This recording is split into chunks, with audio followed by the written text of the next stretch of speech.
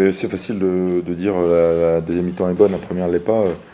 Je pense que les deux sont enchaînés et il y a eu aussi des bonnes choses sur la première mi-temps. Je pense qu'on a su user l'adversaire à travers notamment notre mêlée, nos mauls.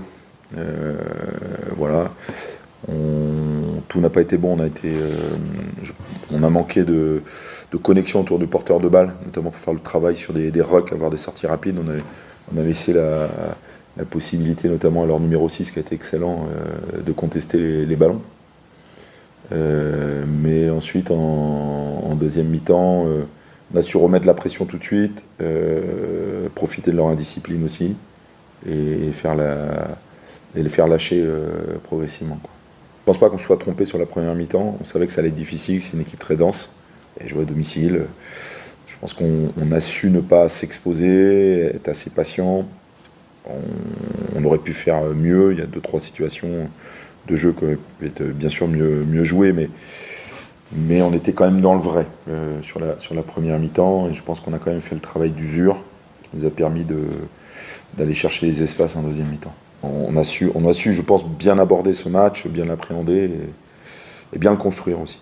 La gestion, parce que moi je considère que si on veut être une équipe de haut de tableau dans ce championnat, on doit être capable de faire des rotations parfois à domicile. Et c'est ce qu'on a pu faire pour l'instant. Et des fois construire peut-être des équipes plus expérimentées à l'extérieur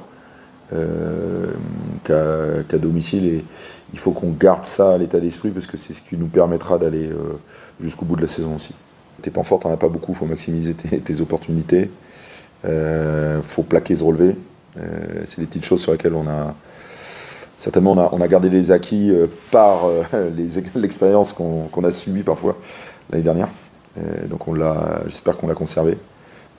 Mais on a aussi des joueurs aussi expérimentés. C'est plus facile de gérer un temps faible proche de ta ligne avec des joueurs comme Francky, comme Mike, qui ont leur qualité. C'est une équipe qui entame très fort le match la semaine dernière, et puis petit à petit qui se désunit. C'est l'équipe qui a gagné à l'extérieur, mais qui a perdu à la maison. Il y a une forme elle est difficile à situer. Elle a des joueurs, elle a quand même un gros effectif avec des joueurs très expérimentés qui ont connu vraiment le très haut niveau. Donc c'est difficile de savoir à qui t'as affaire. Voilà. Ils jouent beaucoup sur la largeur, etc.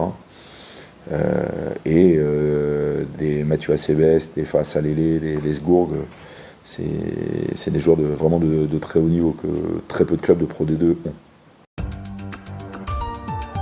Actu.fr